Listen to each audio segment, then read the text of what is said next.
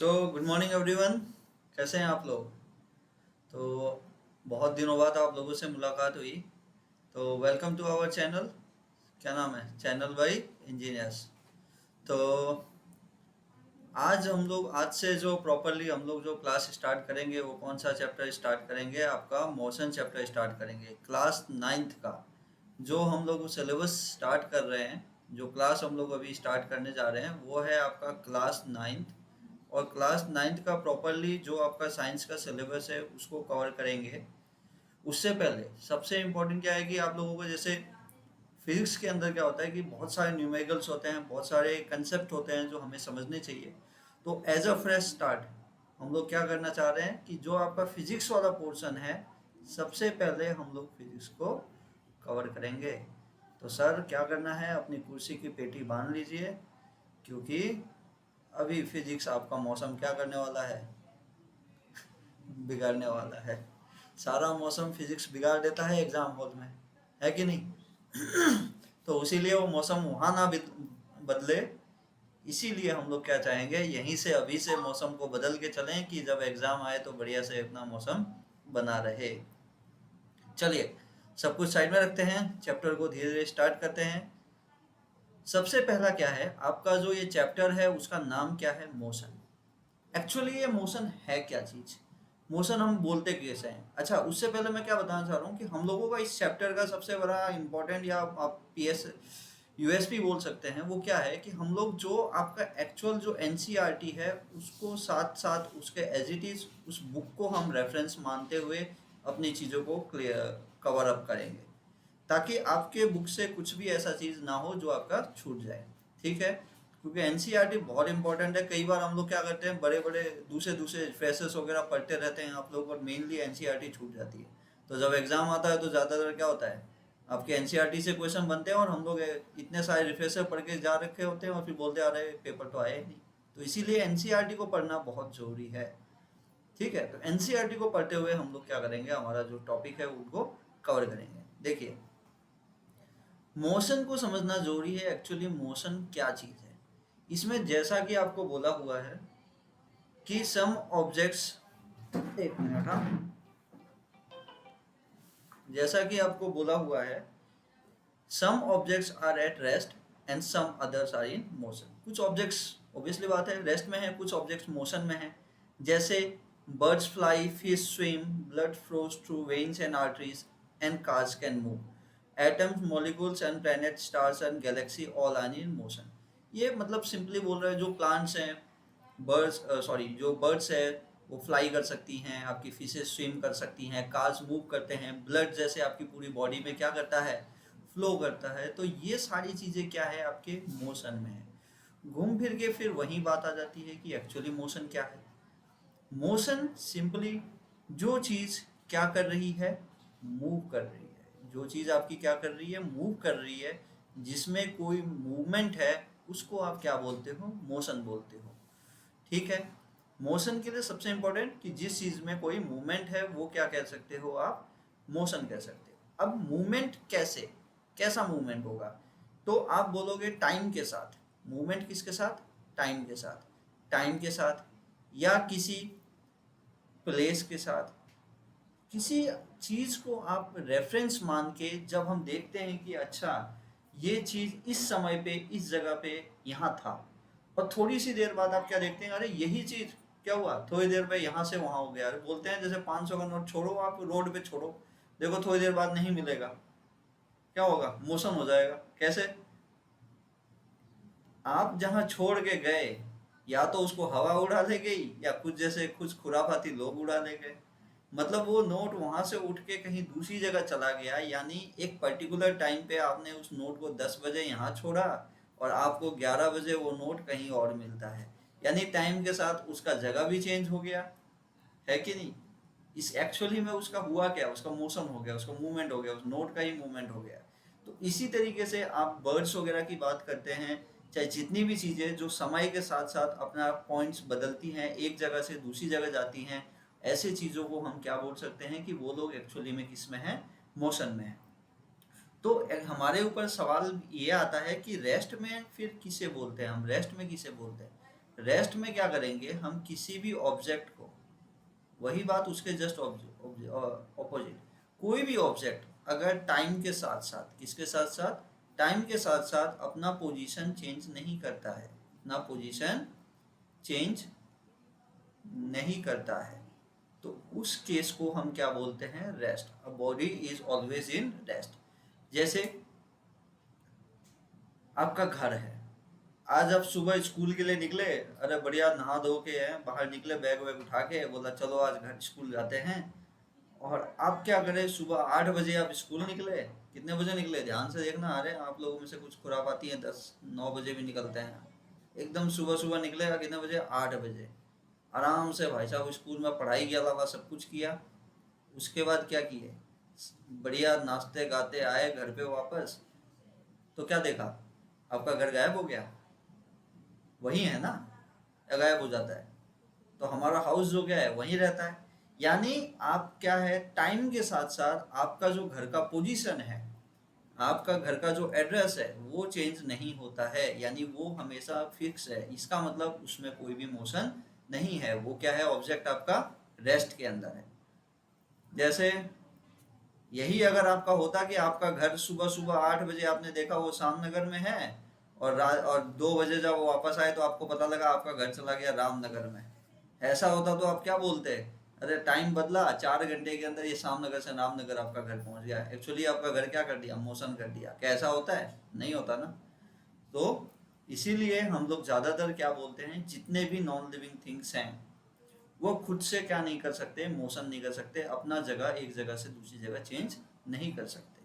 तो ये आपका क्या कहलाया, मोशन, सॉरी रेस्ट में, ऑब्जेक्ट इन रेस्ट, यही चीज आपको बोला है। देखिए, लेकिन एक बहुत अच्छा क्वेश्चन आपका पूछा है, किसमें, आपके एनसीईआरटी ने।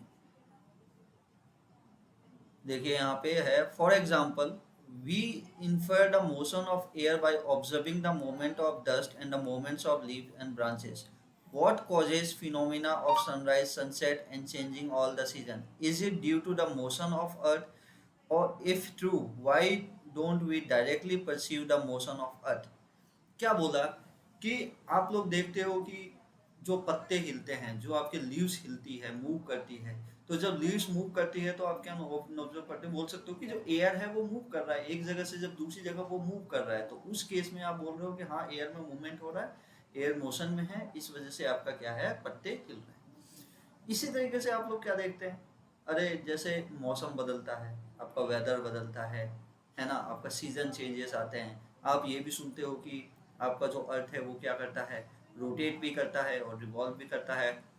तो ये सब चीज़ें हम डायरेक्टली उसको ऑब्जर्व क्यों नहीं कर पाते, ऐसा क्या होता है, ऐसा क्या चीज़ है कि हमें पता ही नहीं लग रहा कि हमारा जो अर्थ है वो मूव कर रहा है, ऐसा क्यों हो रहा है, ये चीज़ एक डाउट है ना भाई। हम लोग गाड़ी में बैठ के एक जगह से गाड़ी में बैठते हैं, गाड़ी चलाते हैं, तो हमें पता लगता है कि हम आगे पीछे दाएं बाएं कहीं जा रहे हैं, लेकिन हम हमेशा ये पढ़ते आ रहे हैं कि हमारा अर्थ मूव कर रहा है, हमारा ये सब घर मूव कर, सॉरी अर्थ रिवॉल्व भी कर रहा है सन के अराउंड, लेकिन हम हमेशा देखते हैं कि हमें तो कहीं कोई फील नहीं होता, हमें तो स्टैटिक ही फील होता है। तो ये चीज़, ये जो इम्पोर्टेंट कंसेप्ट है, इसको हम लोग पढ़ेंगे, इसको भी हम समझेंगे, लेकिन इस कंसेप्ट को हम बाद में, थोड़ी देर बाद आप हम इसको समझेंगे, ठीक है। अभी हाल फिलहाल के लिए आपको दो चीज़ याद रखो, किसी भी ऑब्जेक्ट को अगर आपको बताना है कि ये मोशन में है, तो आप क्या बोल सकते हो कि टाइम के साथ जो अपना प्लेस को चेंज करे वो क्या कहलाएगा, आपका वो ऑब्जेक्ट आपका मोशन में रहेगा, और जो टाइम के साथ अपना पोजीशन चेंज नहीं करता उसको आप क्या बोलोगे, अ बॉडी इन रेस्ट।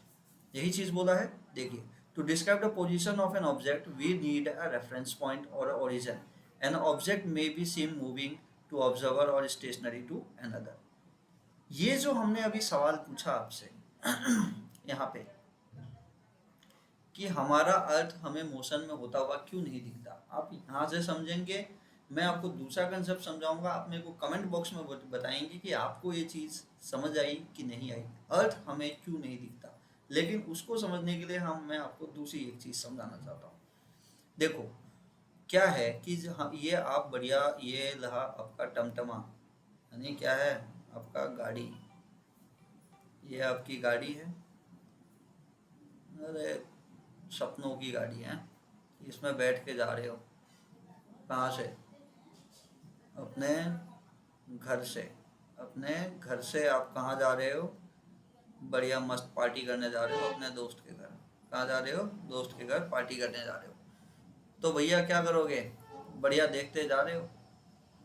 यहाँ पे बीच में हरे हरे पेड़ हैं, है कि नहीं? हरे हरे पेड़ हैं, दुकानें हैं, सब कुछ है। आप अपनी स्पीड बढ़िया लेके गाड़ी मूव कर रहे हो। तो हो क्या रहा है कि आप जब भी बाहर देखते हो, आप बाहर देखते हो, अब बाहर जब देखते हो तो आपको दिखता है कि अरे ये जितने भी पेड़ हैं सब पीछे की तरफ जा रहे हैं। ऐसा आपको फील होता है ना कि सारे पेड़ फील हो रहा है पीछे की तरफ जा रहे हैं और आपकी गाड़ी आगे मूव कर रही है। लेकिन सपोज करो कि आपने इस गाड़ी के डब्बे को चारों तरफ से पैक कर दिया। उस केस में आपका क्या होगा? जब आपने पूरी तरीके से पैक कर दिया, आपको आपका सराउंडिंग, इसको क्या बोलते हैं, सराउंडिंग, जो आपका सराउंडिंग है वो आपको दिखाई नहीं दे रहा। आपका सराउंडिंग आपको बिल्कुल भी दिखाई दे ही नहीं रहा। जैसे कई बार ट्रेन में होता है, आपने एसी की गाड़ी, एसी कोच में बैठे हैं, ट्रेन चल रहा है, कोई ना आवाज़ आ रही है ना कुछ हो रहा है, आपको कुछ समय बाद आपको पता ही नहीं लगता कि आपकी गाड़ी चल भी रही है कि नहीं चल रही, क्योंकि हमें नॉइज आ नहीं रहा। क्योंकि सबसे मेन ट्रेन का हम लोग आइडिया किससे लगाते हैं कि गाड़ी मूव कर रहा है तो इसका मतलब चल रहा है। सपोज करो एकदम फ्लैट उसमें मूव कर रहा है और गाड़ी में ज़्यादा मूवमेंट हो नहीं रहा, तो आप आइडिया नहीं लगा पाते। हमें फिर बाहर खिड़की में देखना पड़ता है कि गाड़ी चल रहा है कि नहीं चल रहा है। खिड़की से देख के क्या पता करते हैं, अच्छा ये वाली जो ऑब्जेक्ट्स हैं, जो स्टेशनरी ऑब्जेक्ट्स हैं, वो पीछे की तरफ मूव कर रही हैं, तो हम बोलेंगे हाँ हाँ हाँ गाड़ी चल रहा है। इसका मतलब कभी भी किसी भी ऑब्जेक्ट को, अगर हम लोग क्या चाहते हैं कि हमें इसको पता करना है कि वो एक्चुअली में मोशन में है कि नहीं, हमें एक रेफरेंस पॉइंट चाहिए होता है। हमें एक रेफरेंस पॉइंट चाहिए होता है जिसके रेफरेंस में हम बोल सकें कि हम मूव कर रहे हैं या नहीं रहे। जैसे यहाँ पे आपका जो पेड़ था, यहाँ पे जो पेड़ है, इसके रेस्पेक्ट में अगर मैं बात करूँ तो आपकी गाड़ी क्या है, ये स्टेशनरी है। जैसे ही आपकी गाड़ी अगर मूव होगी तो ये पेड़ आपका पीछे चला जाएगा, तो आप बोलोगे कि हाँ मूवमेंट में है, मोशन में है। लेकिन सपोज वही बात अगर आप यहाँ पे बैठे हो और बगल में आपका दोस्त बैठा है, क्या आप जैसे, एक मिनट, हाँ इसको ढंग से समझ लेना है ना, बहुत इंपॉर्टेंट है ये, बहुत सही से इसको समझ लेना है। जैसे आप इसी गाड़ी में आप बैठे हो, बगल वाली सीट पे आपका दोस्त बैठा है, तो दोनों एक दूसरे के को अगर देखते रहोगे तो बताओ क्या टाइम के साथ आप दोनों के पोजीशन में, स्पेसिफिकली आपके पोजीशन में, वो भी आपके साइड वाली सीट में बैठा है, आप भी यहाँ पे बैठे हो, तो क्या आप दोनों का पोजीशन एक दूसरे के रेस्पेक्ट में चेंज हो रहा है क्या? तो आप बोलोगे नहीं होगा सर, सुबह भी मैं बैठा था तो यहीं पे था और अभी भी ये बंदे तो हम दोनों यहीं पे बैठे हैं। लेकिन अगर बाहर के कंपैरिजन की बात करो तो बाहर में जो पेड़ पौधे हैं उनके कंपैरिजन की अगर बात करेंगे तो उसके कंपैरिजन में हमारी कार तो मूव कर रही है ना, और आप और आपके दोस्त दोनों एक जगह से दूसरी जगह आ चुके हैं। तो उस केस में आपने अपने घर से निकले थे और पार्टी करने अपने दोस्त के रूम पे आ चुके, तो इस केस में आप दोनों ने विथ रेस्पेक्ट टू सराउंडिंग, बाहर के रेस्पेक्ट में आपने अपनी अपनी जगह बदली। लेकिन क्या एक दूसरे के रेस्पेक्ट में आप दोनों ने अपनी जगह बदली? नहीं। तो यही चीज बोला कि जब कभी भी हमें कभी किसी ऑब्जेक्ट को मोशन में है या नहीं है उसके बारे में बताना है, तो हमें हमेशा एक रेफरेंस पॉइंट फिक्स करना पड़ेगा कि हम किसी को एक रेफरेंस मान के हम बोल सकते हैं कि ये ऑब्जेक्ट मोशन में है या नहीं है। यही चीज बोला है कि सेम ऑब्जेक्ट अगर रेफरेंस पॉइंट चेंज होता है तो एक आदमी को वो मोशन में दिख सकता है, और सेम ऑब्जेक्ट अगर रेफरेंस पॉइंट चेंज होने से वो स्टेशनरी में दिख सकता है।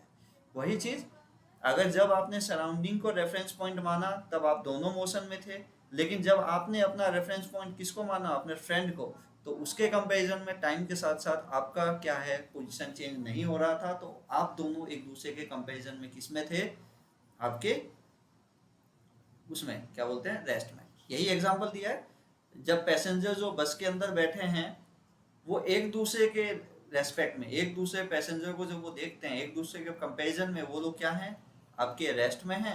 जबकि जब वो बाहर देखते हैं, सराउंडिंग के कंपैरिजन में बात करते हैं, तो वो क्या है, मोशन में है, क्योंकि वो एक जगह से उठ के दूसरी जगह तक वो पहुंच जाते हैं। ठीक है, तो ये एक्चुअली हम लोग आज पढ़े हैं कि हम किसको मोशन में बोलते हैं और हम किसको रेस्ट में बोलते हैं, और ऐसा कौन सा कंडीशन है, क्या एक आदमी एक पर्टिकुलर टाइम पे मोशन में भी हो सकता है और रेस्ट में भी हो सकता है, तो आप क्या बोलोगे, बिल्कुल हो सकता है। लेकिन ज़रूरत क्या है, किसी भी ऑब्जेक्ट को हम मोशन या रेस्ट तभी बोल पाएंगे जब हम उसका क्या बोलते हैं, रेफरेंस पॉइंट फिक्स करेंगे। तो सब कुछ खेल मोशन के अंदर किसका है, रेफरेंस पॉइंट और रेफरेंस फ्रेम का। तो आज के लिए हम लोगों ने इतना ही पढ़ा। नेक्स्ट जो हम लोग पढ़ेंगे, मोशन कितने टाइप्स को होते हैं, इन सब चीज़ों के बारे में भी समझेंगे। तो आज के लिए thank you, good bye, okay, मिलते हैं फिर कल, चलो।